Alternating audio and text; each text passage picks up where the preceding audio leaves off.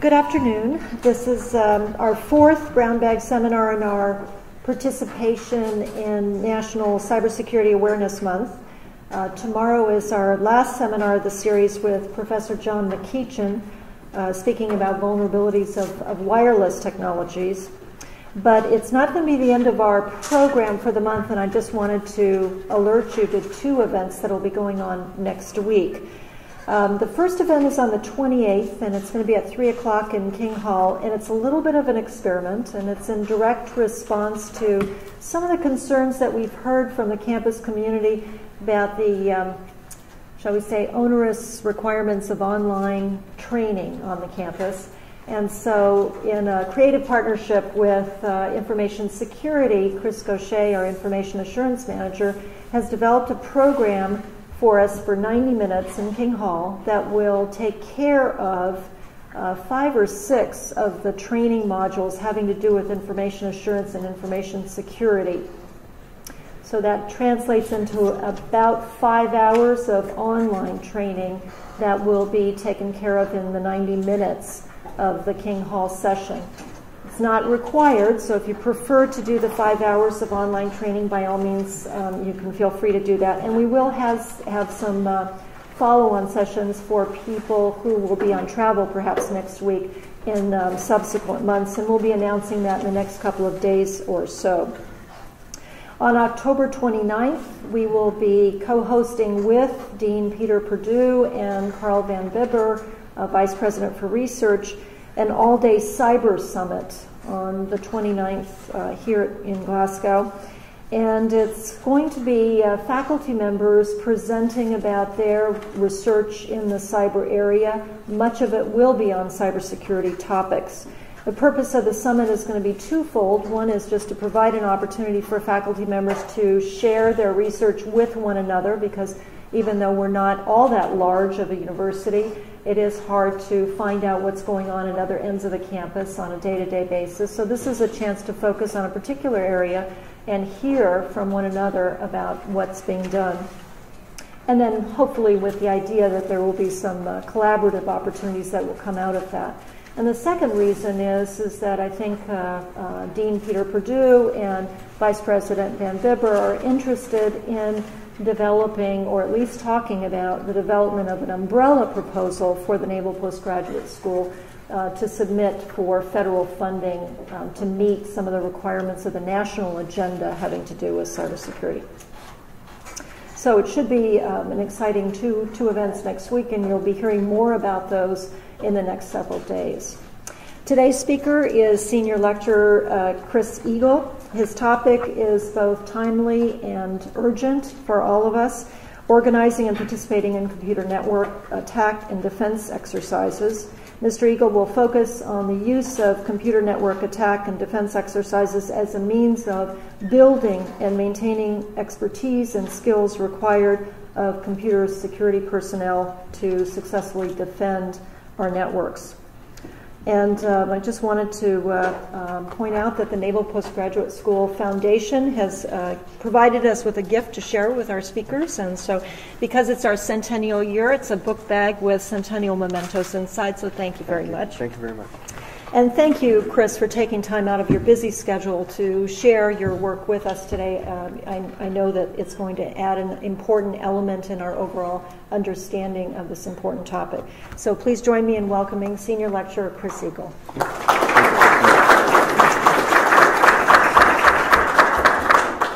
Okay, well, first of all, thanks for coming. And you guys will bear with me. New laptop, new operating system. Windows 7, not crashing? Good? Okay. Okay, so thank you for the kind introduction. Thanks for the invitation to speak. Hopefully I'll entertain you guys. I encourage you to ask questions anytime. You don't have to wait till the end. If something comes to mind, I like to digress. It fills time. And you know, well, this is what we're going to talk about. Computer network attack and defense exercises, which is kind of a side project of mine that I've roped a number of students into over the years. Basically, we started back in 2001. A bunch of us were at a computer security conference called Defcon, Happens every year out in Las Vegas. It's not one of your academic conferences. Okay, it's one of, I don't know what you want to call it. It's a computer security professionals getting together, and you'd call it the Hacker Conference if you want to. We thought that this thing called Capture the Flag looked interesting. A lot of us are in the mindset of learn by doing, not by sitting in a bunch of talks. And so we thought we'd sit down and see, what's all this stuff all about. We had a little bit of the theory, never sat down and really done it. And we got creative, and we did all right, and we all kind of got hooked. And so we went back year after year, and the game evolved, and our skills evolved, and we started to do well, and we kept pulling in interested students back here at school. Turned into lots of side projects, lots of directed studies, lots of free time donated to for no credit for the students to build their skills, looking at a variety of topics that fit into these exercises. Teams have always been composed of current and former students. We have a lot of folks that love this stuff so much that the folks that graduated in 2001 have been coming back every year since. Hey, they just need to find a way to get their command, or some of them are out of the Navy, some of them are civilians. The Scholarship for Service students that have come through here over the years have been a huge input for us. A lot of those folks jumped right on board. And some of them tend to be able to get back a little easier than the Navy folks that are floating on ships halfway around the world. Yeah, it's still a big crew that comes back every year from whatever job they happen to be in. It's great to have them back, and we've got knowledge that goes back 9 and 10 years at this point, and a lot of key contributors. We actually won this thing, competing against what are in theory the best hackers in the world 2 times, in 2004 and 2008. We've been pretty competitive. Usually we're finishing in the top 2. We've had our slip-ups occasionally, but we've been pretty competitive through a lot of innovative means, hard work, and so on. And when we're not doing that, there have been a lot of university-organized exercises. UCSB down in Santa Barbara has been organizing a kind of an educational variant of CTF since 2003, and other schools have come on board. There's some universities in Europe, primarily Germany, that have hosted these things. You tend to see them popping up at more and more conferences as small exercises. You see them pop up at the tail end of, say, SANS training on hacking. So they'll inject these exercises on various scales. You see them popping up all over the place. The university ones are pretty fascinating. UCSB hosted one. I want to say there were in excess of 40 schools participating from literally all over the world. Okay, we had schools from Asia, Europe, some Russian schools, and I think the European schools have been winning these exercises for the most part. We don't do so well in those. I can give you reasons for that a little bit later on. But when we do those, it's only the students that we have here on board. It's a whole VPN exercise that happens from here, and so our body of knowledge is not what it should be. We approach these as learning exercises and getting ready for the big show in Las Vegas when everybody can come on board. But they're a lot of fun. So, what are these things? Okay, there's primarily 3 different types. There's the defensive-oriented exercises, okay, where you sit down and you defend a network. You're given a network, somebody builds it out for you, or you're assigned to build your own to some certain specifications, and there is a dedicated attack force who will attack you and every other participant. So in theory, they attack them all equally with the same attacks, and so you're all facing the same challenges, and some fare better, some fare worse, and then you're judged by the attacking team, and some kind of outcome results, some scored outcome depending on how you did. There's the offense-oriented ones where the organizers will set up a set of machines, and everybody beats up on these machines or this network.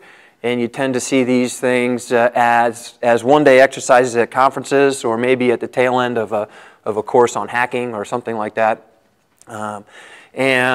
Everybody's going against the same thing. There may or may not be score. It may just be, did you get in? Did you not get in? What can be learned? and so on. And then there's what I'll call hybrid exercises, where participants basically beat up on each other. So this turns into defend by necessity and attack by design, because all of the other teams are attacking you, and you don't want them to get in, so you spend some time defending yourself. And so you learn a lot out of these hybrid types of exercises. You get to play both sides of the fence. And if you have time to build a team, if it's not just an ad hoc thing, you may actually tailor your team so that you have people that are very good at defense and people that are very good at offense, okay, much like you might want to do with the real world. And I know people that have gone out and built teams. This isn't the way we do business, and that specifically recruit certain types of talents. Okay, people who are very good at building web applications or securing web applications, people who are very good at auditing closed source software, people who are very good at building and administering firewalls, intrusion detection systems, and so on. And so they build a team for success, in theory, based on the challenges that they expect to face. And of course, why do you play in this stuff? Okay, and generally, hacking is fun. Really, this is us sitting up. Who knows? It's probably 4 in the morning. No, there's some people that I know would be asleep at 4 in the morning there. But this is a section of just a small portion of our team sitting in a hotel room in the middle of the night in Las Vegas, trying to figure out. I mean, that says something, right? Because it's Las Vegas, and there are a lot of diversions there, right? Trying to strategize, what we're going to be doing the next day. And, we got a projector on. I don't know how well this is showing up for you guys. Looks great over here. There's a projector on the wall, and we're taking notes, and everybody's got their laptops open, and we're just kind of walking our way through the day's events and where we're going to try to go tomorrow, how we're going to defend better, how we're going to attack better, what went right, what went wrong, etc. Pretty good crew. That's probably 2/3. There's another 2/3 behind the camera. A lot of people packed into a small space. We go out and get these tables, and lots of Red Bull, and everybody camps out and, in theory, has a good time. Okay. So we'll talk about defensive exercise briefly. I don't get involved in these that much because it's not fun for me. Okay. Defense is good, but it's not my thing. And this is best typified by, I should start out, I guess I should back up and give you a little bit of background. I teach forensics here. I teach another class called vulnerability assessment here, okay, which is a way to kind of teach some of the skills that are going to be needed here. Forensics is great on the defense side. In the course of doing this stuff and a lot of my research, I rip apart malware. Okay, so I take software apart all the time. Okay, and I've also done a lot of teaching of programming languages courses, like CS1, teach you C++ or teach you Java. Now, how on earth does that relate to this stuff? Hey, well, it turned out that I spent so much time looking at bad code, okay, from students, some good code, some bad code, and your job as an instructor is to tell them why their program doesn't work. Okay, and how many people have taken a programming course? Okay, so it runs correctly, good enough, right? You ran it, it worked, you turn it in. Okay, how much time did you spend testing those first programs? You got the right result, you think you got what the instructor wanted, so you turn the thing in. Well, there's all these edge cases that you may or may not have considered, okay, when you were writing that program. Okay, and the instructor's doing you an injustice if he just says, yep, looks good to me, and it doesn't teach you about how to deal with these edge cases, make sure you're testing for these edge cases, because it's all the edge cases in the world that attackers are exploiting to get into our systems. Okay, so if you are not taught this stuff up front, and my goal as an instructor was to make sure the students were thinking about these edge cases, okay, so I was like, yeah, it's a 90% solution, but you forgot this, this, and this. And so I started looking at software in a completely different manner. I was looking for the problems all the time, so that I could give the students good feedback, not just a pat on the back to say, good job. Okay? And in looking for problems, I got fairly good at finding vulnerabilities in software. Okay? Now, granted that Internet Explorer or the big pieces of software, it's a much grander scale. Okay? But it's the same kind of mindset that goes into finding, why is this piece of software not quite right? And so that and taking apart malware, so looking at software on a kind of a microscopic scale, okay, ripping it apart back down to the native machine language instructions and so on, got me deeper into this whole notion of finding vulnerabilities and understanding how attackers are taking advantage of these things to get into our systems. Okay, with that said, then we have cyber defense exercise put on by NSA, kind of motivated by some folks out of West Point early on. They got the NSA Red Team on board, and they produce this exercise every year. NPS has been on again, off again. Recently, we've been participating for the last couple of years now that we're kind of back into the mix, and we tend to do quite well. But it's a purely defensive exercise. Okay? NSA builds a scenario. Okay? They dictate to you the architecture of your network. They dictate to you the types of services that you must make available. You must have a website. You must offer a mail server. You've got to have remote logins, yes or no, FTP server, and so on. Okay? And they leave some things up to you. You can choose the type of firewalling that you do. You, in some cases, can choose the software that you use to implement your web server. Okay? And in other cases, you're mandated to use, say, Microsoft IIS. Okay? And so it forces the participants to make educated decisions about why choose one piece of software over another. Obviously, we want the most secure network that we can build that meets the specifications of the organizers. Okay? At the same time, they're trying to drive you down certain paths because they know that they can take advantage of problems that you're going to encounter when they send you down that dead end. Okay? But this happens in the real world all the time. We have real-world requirements that mandate that we use particular software, whether we like it or not. Okay? And we have to deal with these things, and this is a fairly realistic scenario. So the schools get a week, a month. They get more and more information leading up to the exercise. They build out the network, and then the NSA Red Team comes and tries to beat up on them. Okay? And sometimes they throw in what they call injects, kind of off-the-network exercises, which would be like a forensics challenge. Okay? Here's some data, analyze it, and it's a way to get the participants to exercise more skills than just sitting down and looking at different log files that are generated from the firewalls and so on. And if you completely lock down your network and you do a great job, then really nothing's going to happen.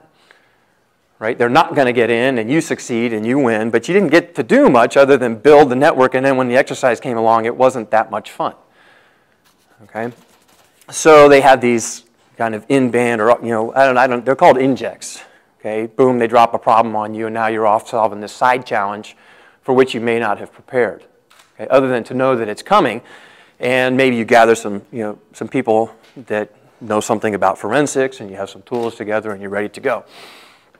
So it's all the service academies. It's been growing. It's the undergraduate academies, Air Force Academy, West Point, Naval Academy, Merchant Marine. I think we've got AFIT now and NPS and maybe some others. And these things, there's actually an offshoot in the civilian world, in civilian academia. And I can't remember if it's the NSA kind of organizing that or if it's NSF that's driving that. But there's been a cyber defense exercise program going on in civilian academia, and they have regional exercises, and they build up to some kind of national championship kind of thing, and it's pretty cool to see this stuff grow.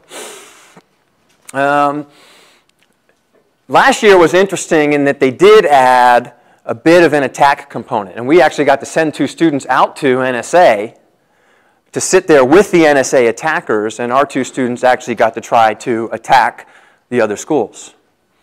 Okay, and I think that our 2 guys actually managed to get into some AFIT servers, which was pretty cool. Okay, I don't think that the AFIT guys got into our stuff. So, what are the goals of these types of exercises? Well, primarily it's secure system configuration. Okay, build secure networks, defend your networks, keep the bad guys out. So a lot of focus on network architecture, a lot of focus on instrumentation so you can watch what's happening during the exercise. Tool selection, educated choices of the firewalls that you want to use, of the software that you want to use, of the way that you architect your network and segregate different subnets, build your DMZs. It's classic network architecture, not on as grand a scale as we might have here across campus, but encompassing a lot of the elements that are very important in building any network. Recognizing attacks and how you're going to do that, some of that goes back to tool selection. Okay? There's no one magic tool that will tell you that you're under attack. Okay? There's lots of vendors that will tell you that they have that tool, okay? But really that tool doesn't exist. So how you select the tools, the software, the people, the placement, build your sensors, monitor your sensors, and so on factors very heavily into realizing whether you have been successfully attacked or not. Okay? You can talk to our network security guys here. We are attacked thousands of times a day, tens of thousands of times a day. Okay? That's just the nature of being A, an educational institution, and then B, compounding that by being a DoD institution. Okay? And fortunately, most of those just bounce off our armor, whatever that happens to be. Firewall ports are closed, the applications aren't susceptible to the attacks that are being employed, et cetera. So, if you sit there and you go to general quarters over every inbound attack, you're going to waste a lot of time. So being able to sift through all the data is a critical skill here to understand when a successful attack has taken place. And that's probably the hardest thing you can do. Okay, the very good successful attack will not be seen in real time. Okay, and that's, the real serious, nature of all of these exercises is getting people to understand this, and that it's not just the real-time sensors, but the diligence of monitoring what's happening maybe after the fact, or looking for changes in your network status, and understanding that the well-funded adversary, okay, is probably not going to be noisy on the way in. Okay, and being able to try to recognize that these things have taken place. So forensics ultimately can play an important role here. Okay, is data leaving my network that shouldn't be leaving my network? Why is it leaving my network? Where is it going to? Okay, all these kinds of problems. Who, can I attribute the attack to anybody? So this is what we're working on in the defensive-oriented exercises. Some of the shortcomings, okay, software is generally COTS and open source. Okay, is that you can't really choose your own software. You don't write your own software. I don't know if that's a shortcoming or not. You're kind of saddled with whatever they tell you can use. Okay, and so I guess the shortcoming here is that you're somewhat handcuffed in the way you build your network. And the reason they handcuff you is because if you do too good a job, there's nothing for them to do. Okay, and so they hope that some people will have vulnerabilities in their network because it's kind of like the tiebreaker questions on your tests, right? Something's got to be hard somewhere, okay, to separate the best from the worst by at least some small margin. But that leads to the fact that the attacks that you're seeing typically aren't going to be new. The red team isn't going to drop their best attacks on us and let us see them. Sometimes these things are highly classified. Okay, NSA has an offensive role that we won't talk about in here, but they do some of this stuff in the real world. The Chinese do this stuff in the real world. Other countries do this stuff in the real world. They get into people's computers. Okay, and the way they get into those computers can be highly classified, and they're not going to use them in an unclassified cyber defense exercise. Okay, and when this stuff is not classified, it tends, the people building the networks can do the research and they can follow best practices. They can apply all the patches for all the known vulnerabilities because the attackers aren't really going to step outside that box, okay, and compromise something that is actually very useful to them, okay, when used in a different context. Okay. As a consequence, the defenders aren't really stepping outside their comfort zone that much. Okay? You are using the tools you've been trained to use. You go to class, you learn how to use various intrusion detection systems, okay, and you're using these same tools in exactly the same way that you've been trained to use them, and they're doing exactly what you're expecting them to do because they know how to recognize all of these attacks that are not new. Okay, antivirus is a classic example. You can extend it to all the other things that scan for security problems. Antivirus can only tell you what it knows about. That's why we do antivirus updates daily, weekly, hourly, however paranoid you are. Okay, so that your antivirus can be as up-to-date as possible. Okay, but if somebody can craft a file such that an antivirus scanner doesn't think anything of it and get it onto your system, okay, and then they get execution, then it's too late. And all the antivirus protection in the world didn't stop that virus on that day because it didn't yet know about it. Okay, and so the well-funded adversary isn't using attacks that you know about. Okay, they're just like us. They know what attacks are out there in the public. They know what those attacks look like. Okay, they present a well-known, let's call it noise signature on the network that everybody in the world is scanning for with their latest and greatest intrusion detection, prevention, etc. scanners. Okay, and so this exercise isn't helping us find that kind of attacker. Okay. Net result is that in these exercises, it tends to be a misconfiguration that's your downfall.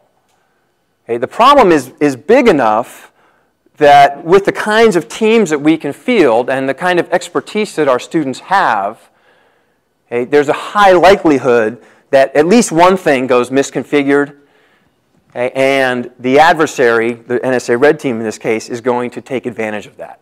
And that's where we lose points. And so you see the teams differentiated over small things like this. Not because the NSA employed some super secret attack that nobody had ever seen before and got into everybody's computer. That tends not to happen.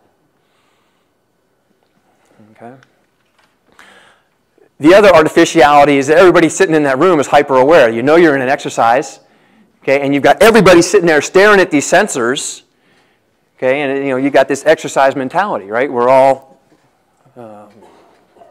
super sensitive to everything that's going on, and everybody's motivated. Okay, everybody's trained to do that job. Okay, very well. That's why we're asking them to do it. And again, that doesn't quite reflect what we have in the real world. Okay, we can all be hyper-aware sitting in the NOC somewhere, but I've got 2,000 other users across campus that are not hyper-aware. Okay, and the typical penetration vector, okay, these days is through a phishing scam or something like that. I get a user to open an attachment that they shouldn't be opening. Okay, and that's the stepping stone that gets them on a system inside your network. Okay, and so those things are harder to do. How do you get the hyper-aware user to open an attachment from an unknown source in these exercises? It's very difficult to do unless an exercise organizer walks up and says, "Excuse me, you have to open that as part of the exercise." Okay, well, we'll open it, and then we'll be super paranoid, and then we'll go figure out what happened. And so it doesn't quite reflect the real world. That's not to say they're not good. Okay, for the folks that are not highly trained, that spend, because we have months of preparation, these folks are going to learn a lot leading up to it. Okay, and this is a practical environment for them to test out their skills. Okay, it worked for folks that are highly trained to come in and apply what they've learned.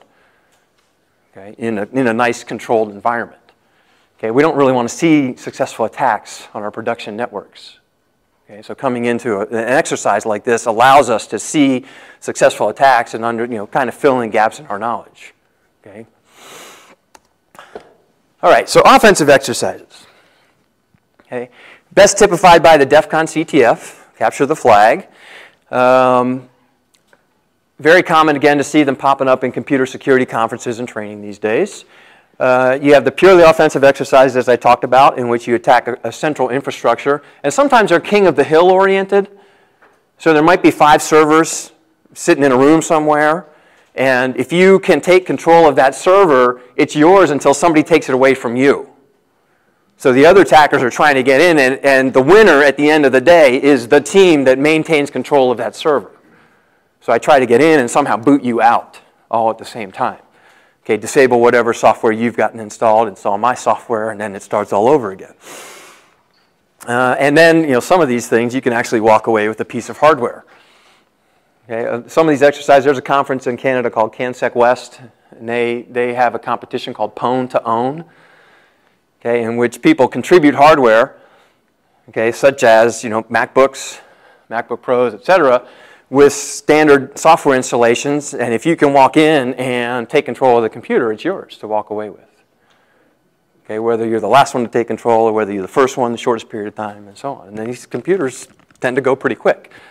Okay, there's smart guys out there, and that's, MacBook Pro is sufficient motivation to get guys to walk in and give away their attack. Okay, they may be obligated then to share their attack with a vendor so that the vendor can then patch the problem. Okay, that's, we really don't want conferences promoting the notion of zero-day exploits and so on. But then we have the hybrid exercises, and here attackers are attacking each other, and therefore you want to defend yourself. And again, this is the way the Defcon one is structured. So the idea is to be able to do software vulnerability analysis, system vulnerability analysis. At some point, you then have to do exploit development, which is the way that you're going to get into the other team, take control of the other team's computers. We, of course, have to do attack detection and prevention because you don't want them getting in and taking control of your computer. Okay, basically, in the most recent game, there's kind of a fixed number of points spread throughout the game. And you have points that people can gather by getting into your computer, and you want to keep those points out of the game by defending your computer. Okay, you gain points by breaking into other people's computer and stealing the points that they have available.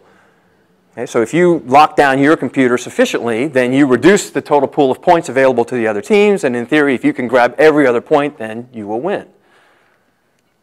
Okay, so it's important to defend. A lot of exercises will penalize you if the perfect defense is don't run your services. Shut down my web server, shut down my database server, shut down my mail server, and just say there's nothing to attack. That's a perfect defense. Okay, so typically you're penalized when you do that. Because if all the teams did that, the exercise is over. Okay, so you actually gain points for keeping your services available. Okay, so if you can keep your availability level on your services high, at the same time protecting them, okay, then you gain points for keeping your services up and basically daring everybody to come and attack you. Okay, and if you defend them well, then you keep points out of the game. Okay. The software in these exercises tends to be completely custom software, okay, written by the organizers and introduced for the very first time inside the game. Okay, so you don't get to go and attack IIS or Apache or whatever commercial piece of software or open source piece of software is out there. You've never seen this software before. And you don't get the source code in most cases unless it's a script like a Perl script. Okay, and then you can analyze the script itself and so on. So every attack is new because nobody's ever seen the software before. So you've got to analyze this software, you've got to develop an attack, then you can launch this attack, and nobody's ever seen the attack before because nobody's ever seen the software before. Okay, so here's where in your defense, on the defensive side, you've got to be good at recognizing new attacks. Got to be good at understanding the way people are going to try to exploit the problems in this software. You can get ahead of the game by finding the problems first, okay, which offers you the chance to try to mitigate the problem, patch the problem, okay, and then be like the antivirus vendors and build signatures that will recognize the attacks that are bound to follow. Okay, so by being first, by being fastest, it helps on defense, it helps on offense. If you're the first one to find a problem, you're probably going to be the first one to develop an exploit, which means you get into those other teams and start harvesting those points sooner than everybody else. Patching and mitigating with no source code in many cases. Okay, that's a real-world problem. Okay, it is not uncommon for somebody to announce that there is a flaw in a piece of software. Acrobat Reader, okay, Flash Player, Microsoft Windows. Okay, and then we all sit there and twiddle our thumbs, okay, waiting for Microsoft or some vendor to first give us a mitigation strategy while we then sit and wait for the patched piece of software to arrive in our patch update cycles. Okay, so you're faced with a problem. Okay, do I continue to run the software? Okay, when no mitigations have been made available by the publisher? Do I shut that piece of software down? What's the impact on my network as a whole? Okay, are the senior executives going to let me shut down their email for a day, 2 days, 3 days? Nope, not going to happen. Can you develop in-house mitigations? Do you know enough about the vulnerability to do that? Okay, sometimes these things just appear, and the vendors scramble, okay, and it takes a day, 2 days, maybe longer, for the vendor to actually provide vendor-recommended mitigations, and that's still not a patch. Block it at the firewall. Okay, disable XYZ service, okay, until we can give a patch. Okay, 1 day, too long. Right? The well-funded adversary is going to jump on this newly announced exploit, okay, and they're going to try to leverage even that 24-hour window. Everybody knows how Patch Tuesday works with Microsoft software. Okay, Patch Tuesday leads to like Exploit Wednesday. Okay? Because even publishing a patch is advertising what was wrong. Okay? By doing differential analysis, I can look at the patch that just came out. I can look at the old piece of software. I can focus on just what changed. It changed for a reason. Okay? What are they fixing? Okay? How do I exploit the old version and jump on it before everybody patches? Okay? I don't know what our policy, how quickly do we get to patch following Patch Tuesday? It varies. I mean, you've got to understand the impact of the patch, right? And that's a standard answer. That is a reasonable answer across all enterprises. Okay? That patch may take down a critical database server. Okay? Microsoft didn't know it because they don't do the interoperability testing. Okay? So the notion that you can patch immediately when a patch is available is a fallacy. Okay? And this creates windows of vulnerability, and the attackers are so good that Tuesday morning they are already building exploits for these problems. Okay? So you've either got to figure out how to mitigate, even when a patch is available. You have to understand, do I mitigate? What's the risk? Do I keep running this software? Are people likely to get in? And so on. So these are important skills to have. Do I have the expertise to do this stuff in-house? Can I contract out? Are there people doing it on the outside? For some very critical vulnerabilities, there have been a few instances where third parties have come out with patches for Microsoft software, Adobe software. Okay. In one case, are people familiar with SANS? Okay, the SANS organization, they offer a lot of computer security training and so on. In one case, SANS actually took the extraordinary step of coming out and endorsing a third-party patch for a piece of Microsoft software. Okay, Microsoft, of course, they're saying, no, don't do it. Okay, but it's pretty extraordinary that a third party can take apart Microsoft software with no source code and build a patch and get it out quicker than Microsoft can do it themselves. And Microsoft has all kinds of reasons why they can do it, some of them valid, some of them maybe not so valid. Okay, but these things are going on. Again, you don't have to have the expertise in-house, but you do have to have the expertise to decide, should I take SANS recommendations? Should I not take it? So moving on from these exercises, I won't say we got bored, okay, but the people that were running these things decided to step down, and we looked around the landscape and decided that all the likely people that were going to step forward and run it would probably produce a game that we wouldn't be happy playing. Okay, not that we were going to be happy producing one, but at least we were in control of our own unhappiness. I don't know if that's a good thing or not. So this past year, we actually became the organizers of the Defcon CTF. Okay, and so a whole different set of challenges. Now you've got to build this game, okay, and build it in such a way that it stands up to the assault of not only of the teams on each other, the best hackers in the world, but the teams trying to subvert the game, looking for any advantage they can, okay, to beat their opponents. And if that means beating us, okay, so that they can beat their opponents, that they don't care. Okay, so we learned literally as much or more about securing the systems and producing, or in the course of producing the game as we did ever in playing the game. Okay, real so you build these servers. I mean, that's the way these things run. Okay, the way we did it was we had a qualification round. We had over 500 teams sign up to try to play in Las Vegas. We had to call that down to 10 teams. Okay, and so of the 500 teams during the qualification round itself, we actually had over 200 submit answers to some of the questions, and we took the top 10 teams in Vegas where the teams competed head-to-head. This is kind of what the teams were going through in qualification. It looks like a Jeopardy board. There's a number of categories that relate to security in one way or another. Okay, so we got binary eliteness is a lot of reverse engineering. Forensics, real world would be things like web application. Potent ponables, these are exploitable pieces of software, okay, that you have to, will get you into the computer, some remote computer. Trivia is just silly stuff so that people can score points. Okay, even the teams that have no skills can answer most of the trivia by using Google. So, they have fun. And we expanded it this year. So we had some network packet capture oriented stuff. We had some cryptography oriented stuff. We're trying to kind of survey the field of security at large. It's not necessarily representative of the challenges you face at Defcon itself, but it's kind of fun. Okay, you get a leaderboard, you get all this stuff. So this year at Defcon, interesting makeup. Okay, the top 10 teams, 4 of them were completely Korean in makeup, and 1 of them was kind of international with the majority of Koreans, a couple Europeans, and I think 1 US guy. We had 2 purely European teams, 1 from Spain and 1 a Swiss-French mix, and then we had 3 US teams.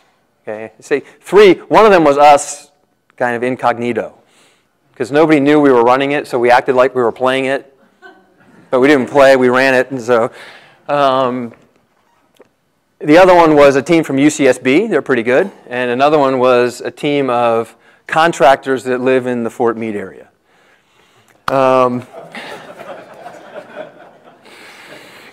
Contractors, not government employees. And so the challenge was, we basically built a server for them, running FreeBSD 7.2 with all custom software. We hosted it, so they couldn't get hands onto it. They could remote into the server. Okay, so they had limited privileges. They were actually running inside a jail, if you understand jails. So they couldn't do things like reconfigure the networking. They couldn't install a local firewall. Okay, if they wanted to build a firewall, they had to bring a device, configure it, insert it between the server and the network, which they were allowed to do. But the firewall doesn't do you much good because firewalls need to block ports, and we architected the services such that they would open almost any port.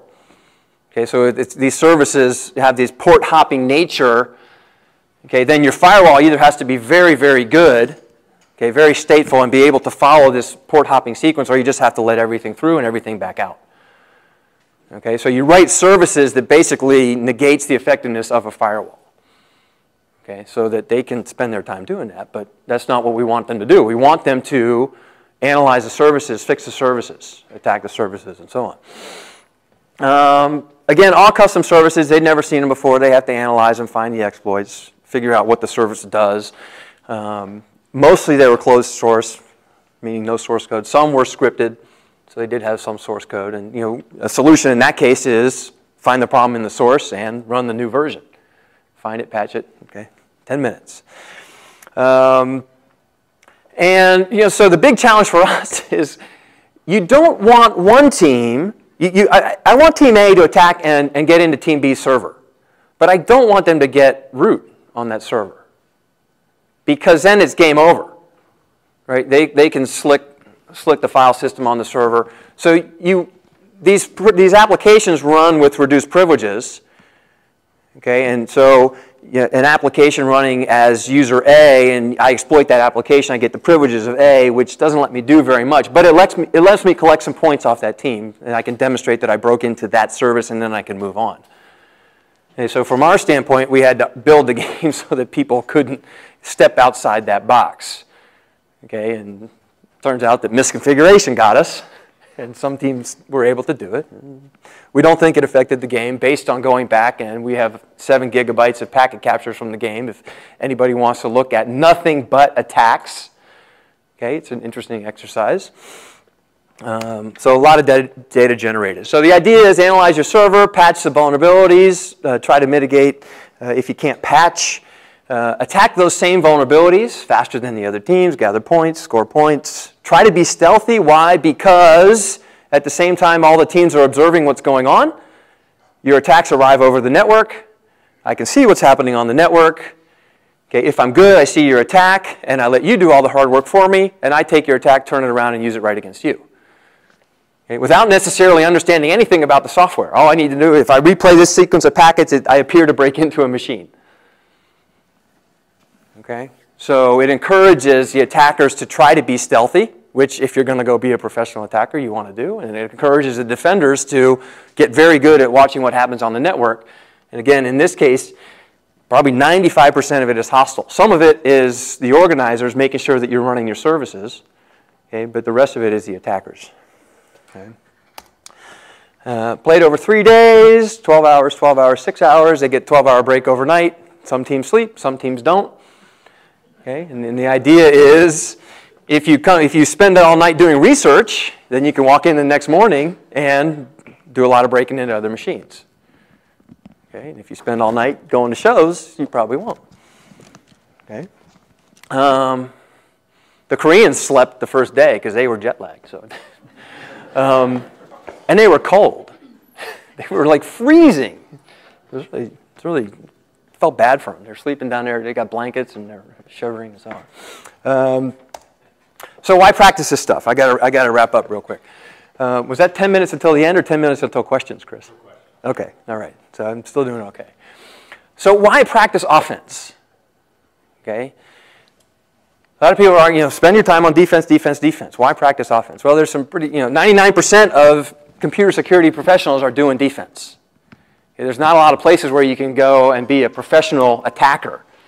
Okay, there are some, okay, but the majority of networks, that's not what we're doing. Okay. So the idea is that your primary defensive tools, proper configuration of your networks, patch management, and so on. Okay, there's all kinds of vendors that will sell you all kinds of equipment, all kinds of training. Okay, and they'll say that this is how you defend your networks. Okay, by proper configuration, by properly applying patches, and so on. And okay, the deeper question is how do you measure the effectiveness of all these things? Okay, when vendor A shows up and to sell you the newest widget, okay, that you should plug into your rack over here, how do you know it's good? Because vendor A says so? Is there some independent market analysis? Who are they ranking them against? Are they good because they're better than X, Y, and Z? Okay, but the fact is that they all stink. Okay, there's just no metric to tell you that, right? We get this rank ordering. Okay, so the idea is to understand what they claim to be doing a little bit better so you can ask the hard questions. Okay, one of the big things when here at NPS when we say we're not in like computer science, we're not necessarily teaching you to go out and be a computer scientist for the Navy. Okay, you're not going to go necessarily practice computer science, but what you're going to do is oversee people who are, maybe in the procurement chain and so on. Okay, and so you have to be able to sit in on these purchasing decisions and ask the right questions, understand the technical details. So when somebody stands up and says, oh, we can defend against buffer overflows and this, that, and the other thing, okay, and there's probably a marketing guy who doesn't know what a buffer overflow is, you start asking the right questions, you know that really you're just looking at a bunch of snake oil. Okay, and unless you can answer those kinds of things because you understand the technical details of what they claim to be preventing, okay, you're going to have a hard time seeing through the vendor promotional literature. Okay? And you can go out and do this stuff professionally. You can get yourself assigned to places that need you to do this stuff. Okay, but that's the very, very small case. Okay, but my argument is that there's tremendous benefit even in the defensive case into learning some of these skills, or at least having been exposed to them. Okay? A lot of our folks come along, and when we go to Las Vegas, a lot of them are what I would term spectators by the time we get to Vegas. Okay? But they sat through all of our workups to Las Vegas, okay? And they absorb a tremendous amount of information. And they might not be able to sit down and find a vulnerability and build the exploit in a 3-day period, but they understand the technical details of doing so. Okay? And that's the kind of skills we're trying to instill. Okay? They might not be able to see the network attack in real time, okay, but they understand the thought process that goes into analyzing these packets so that if I give them a big dump of packet captures, they have the tools to wade through them and find the attack-related TCP streams in there. And then hopefully tell me what an attacker did. Were they successful? Right? And if they were successful, can we tell what they did, okay, while they were in our systems? And that, again, that's the kind of skills we're trying to build by seeing a different type of exercise, less of a staged exercise, okay, than you see in the cyber defense exercise. Okay? And I think that's about it. Okay, so I'm happy to take any questions. I'll try not to digress. If you ask the right questions, I'll go on a rant. Dorothy. Why didn't we do very well in the university?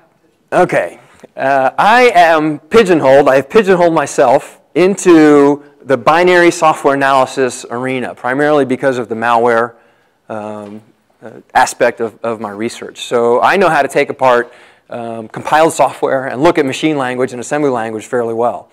And when they drop the universities, that's kind of the hardest piece of software to analyze. So when a university is going to run a 6 or an 8 hour exercise, they don't last 3 days. So you sit down and you only get 6 or 8 hours. They want you to have some success. So they build services that, if they're binaries, they're very easy, but they populate with a lot of services that are like web services, web applications. So a lot of database backend kind of stuff, a lot of PHP, a lot of Perl, a lot of Python scripts, and that's kind of not my area of expertise. And we don't really have anybody who's sat down with us and decided to lead a group and get them good at those things. And so we sit down and we kind of flounder our way through them. Okay, and they throw in like Ruby scripts. One of the universities built a web server using Bash script. Another one built a server using Ghost script. And we weren't going to sit down and learn Ghost script in 6 hours, and so we either just throw up our hands and say this is so incredibly unrealistic that we give up, or we don't have the skill set to do well in the types of exercise that work well in 6 hours. Okay, we need, for our skill set, the stuff that we have focused on, the longer exercise, the binary kind of focused exercise like a Defcon. So not a great answer, but that's the answer. It's just not where my skill set lies. I haven't been able to train the students in those ways. Okay, yes? Do you retain lessons learned throughout the years from group to group, or is it all problem solving? We have a lot of lessons learned. We have a set of tools that have evolved since 2001 that help us find vulnerabilities faster, that help us spot attacks in the network faster, that help us turn vulnerabilities into exploits faster, so that we can focus less on writing assembly language and carefully crafting our packets, and more on the higher level. We have tools that will build that all for us. So there's a lot of software. Now, the tools that you say, great, you can spot attacks really well. I say, yes, we can, but in the context of this game. Okay, so the attacks and the nature in which what constitutes a successful attack is kind of well defined. Okay, because we say when you break into this machine, go steal the contents of this file. And the contents of the file are unique and they're changing over time. So you can steal it over and over again and demonstrate that you're still in the system, okay, for long periods of time. But the contents of the file tends to be uniquely identifiable on the network. Okay, so that alone is a signature that information, it's like having a top secret document and being able to see the top secret document traversing the network, but not understanding quite why it's traversing the network. But it's a start. Okay, it calls your attention to a specific problem, and then from there we drill outbound, okay, and our tools help us backtrack to figure out what was the attack that gave them the access to get to that document. So it's really kind of focused on the game. Okay. Does that answer your question? Okay. There's a lot of lessons learned. We as a group, the team has a blog, or not a blog. We don't share what we do. We have a wiki where we post a lot of lessons learned, a lot of carryover, a lot of ideas for next year, all this kind of stuff. And so we have wiki entries that date back for 8 years. Okay. And then new people can come in and read up on. Chris? So I'm curious, at Defcon, the team picture you showed seemed pretty big. I'm curious how during the exercise the team maintains some situational awareness. So we have been accused of being like the entire Naval Academy in Las Vegas, like doing this exercise, and people get mad at us because they say, well, you have so many people, of course you're going to win. Like, we have so many people, we have to manage them all too. There is what they call a table limit, okay, on the contest floor where all the teams are sitting, okay, and where your network cable connects you to your server. There's a limit of 8 to 10 people. So we've had as many as 25 people in Las Vegas, okay, some of whom committed early on to being like support personnel, okay, and others who had an interest but didn't have the skills to go sit down and sit at the table. But so they'd sit up in this hotel room all day and they'd do research for us, or they would, and then we'd get together at night and we'd kind of pool our knowledge and try to move forward. So for a lot of years it was actually until we started organizing our information and we started using Wiki and we started using IRC between the game table. Once the wireless technology caught up, we had people. Some of the folks involved with us were part of the Navy Red Team out at what was FIWIC at the time, and they would bring out all kinds of point-to-point wireless solutions to try to get us, this was back in 2001, 2002, to try to get us connectivity between our remote group and the game floor through, whatever, 10 concrete walls. And this was, before 3G and everything. And so once we finally had things like EBDO, and we could start using cell phones economically, we could start bridging the two groups together. Okay?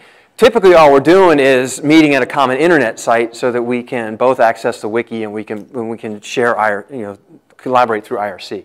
We don't bridge them into the game. Okay?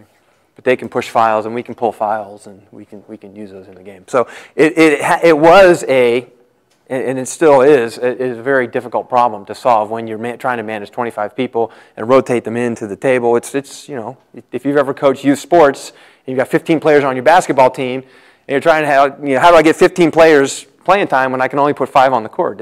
We had a lot of those problems. Figuring out the right skill sets, who's going to sit at the table, what do we need at the table, and so on. Who does what?